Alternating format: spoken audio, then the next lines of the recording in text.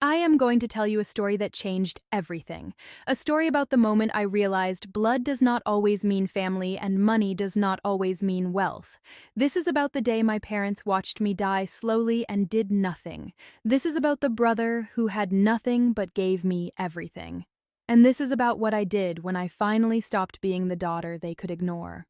I was lying on a hospital bed when the doctor used the word that makes time stop: terminal. Not maybe. Not if we are lucky. Terminal. The kind of word that does not leave room for hope unless you act fast. My hands were shaking when I reached for my phone. My body felt wrong, like it was betraying me from the inside. The diagnosis had come fast. Too fast. One day I was fine.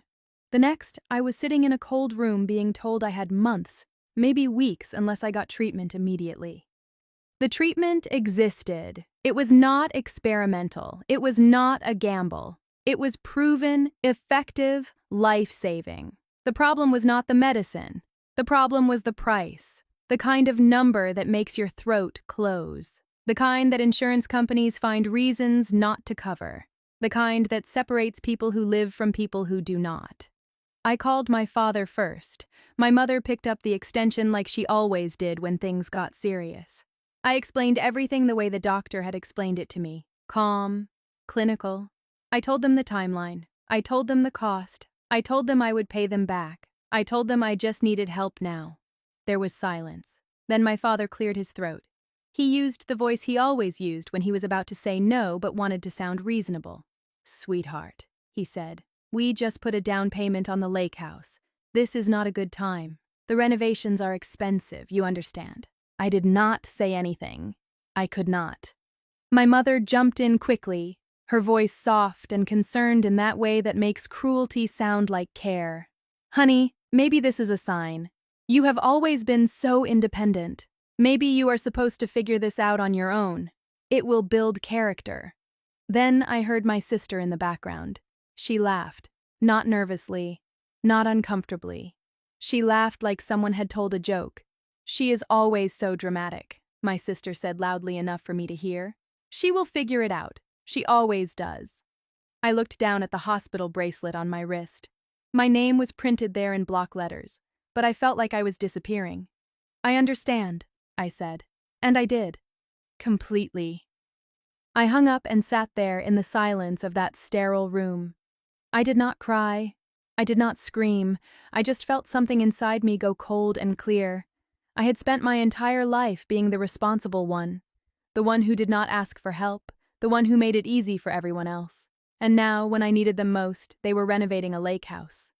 That night, I stared at the ceiling and ran through every option I had. Credit cards maxed out.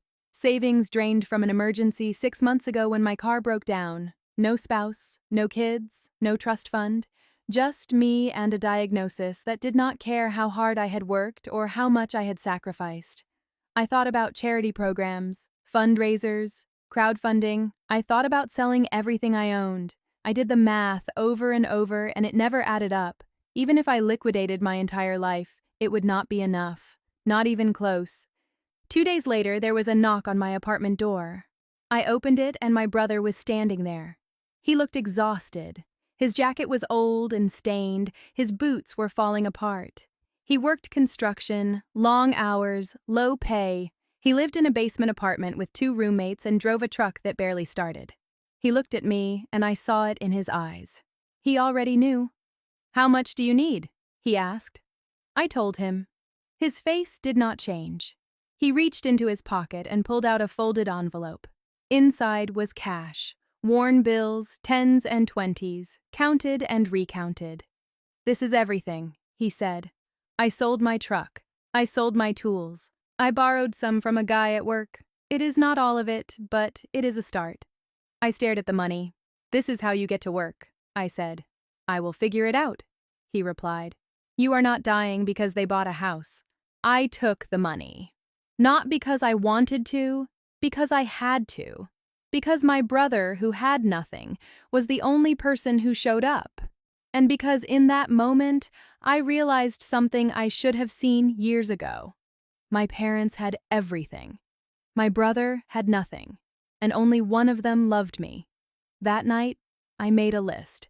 Not of what I needed, of what I remembered. Every moment I had explained away. Every time I had been told I was too much or not enough. Every dollar my sister had been handed while I was given lectures about responsibility. I wrote it all down. And then I started planning. The treatment began a week later. It was brutal. The kind of brutal that makes you wonder if surviving is worth it. But I did survive. And while I was healing, I was also learning. Learning things about my parents they did not know I could see. Learning things about money and power and control. Learning how to take everything they thought was untouchable and make it mine. They had refused to save me, so I decided I would save myself. And when I was done, they would understand exactly what they had lost. Recovery was not gentle.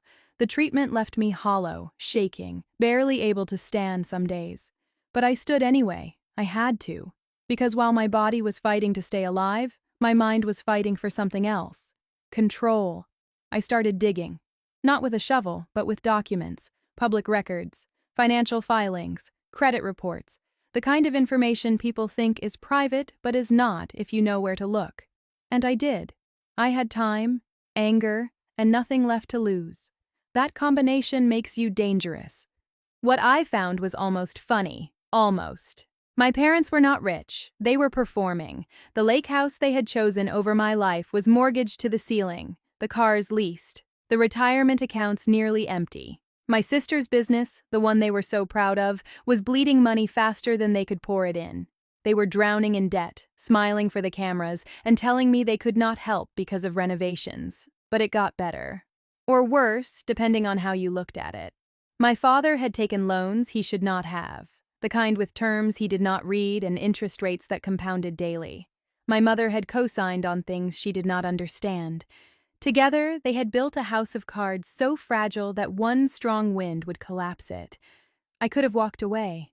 I could have taken my brother's money, survived, and never looked back. But I did not, because they needed to know what it felt like to be abandoned when you were dying. I called a lawyer, not a local one, a real one, the kind you see in glass towers with views that cost more than most people make in a year. I walked into his office, still thin from treatment, still pale but steady. I laid out everything I had found. I told him what I wanted. He listened without interrupting. When I finished, he leaned back in his chair and studied me. "This will not be easy," he said. "It will take time. It will cost money you do not have." "I know," I said, "but I have something better. I have their signature on documents they did not read." He smiled. "Then we have a case." The plan was simple. Buy their debt. All of it. Piece by piece, quietly, through shell companies and intermediaries. Become the person they owed everything to without them ever knowing it was me. And then, when the time was right, I would foreclose. Not on the house, on their entire lives. It took 6 months. 6 months of phone calls and paperwork and late nights staring at spreadsheets. 6 months of watching my brother work himself to exhaustion while my parents posted vacation photos online. 6 months of feeling my body get stronger while their foundation crumbled. And then it was done.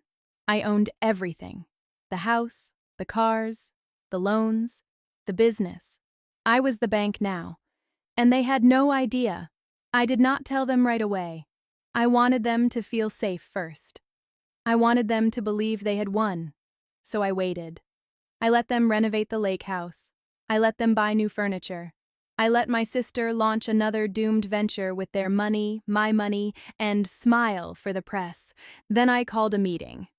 I did not go myself. I sent a representative, a polite man in a suit who looked like every other corporate messenger they had ever ignored. He sat them down in their own dining room and explained that their loans had been restructured.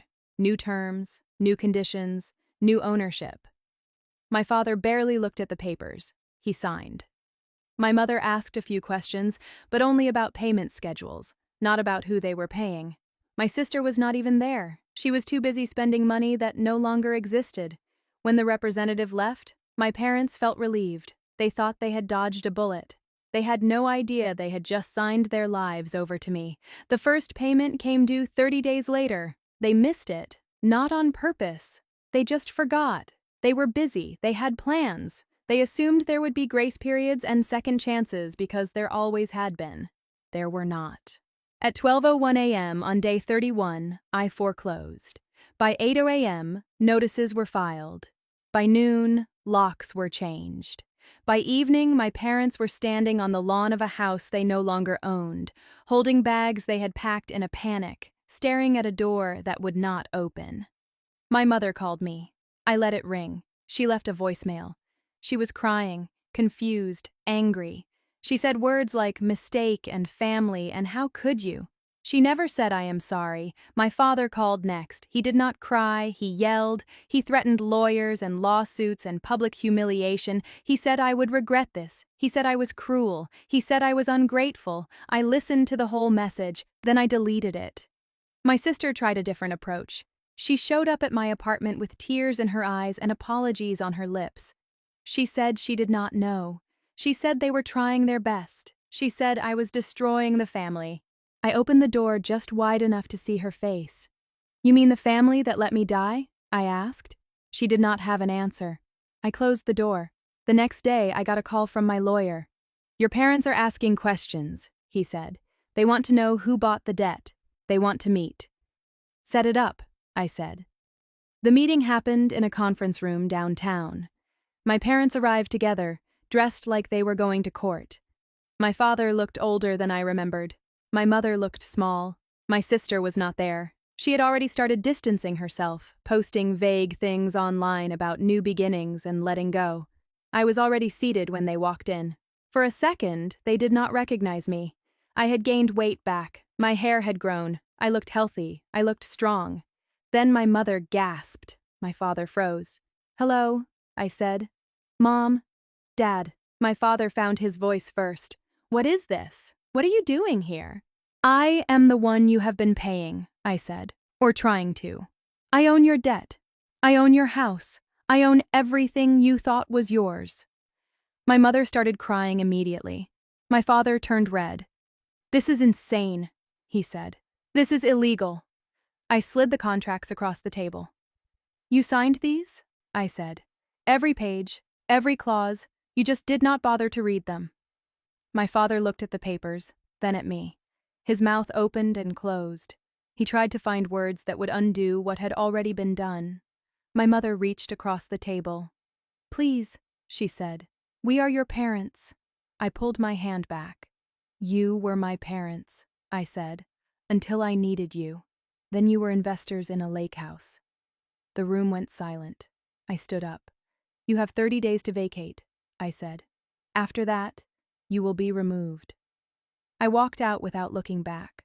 Outside, the air was cold and sharp. I pulled out my phone and called my brother. "It is done," I said. He did not ask what I meant. He already knew. "Are you okay?" he asked. I thought about it. I thought about the girl who had begged for help and been told no. I thought about the woman who had stopped begging and started taking. "I am," I said. "I really am." That night I stood in the house that used to be theirs. It was empty now. Quiet. The furniture was gone. The photos were gone. All that was left were walls and echoes. I walked through every room slowly. I stood in the kitchen where I had been told I was too much. I stood in the living room where I had been told to figure it out. I stood in the doorway where I had been laughed at for being dramatic. And then I locked the door and left. I gave the house to my brother, not to sell, to live in. "You gave me everything when I had nothing," I told him.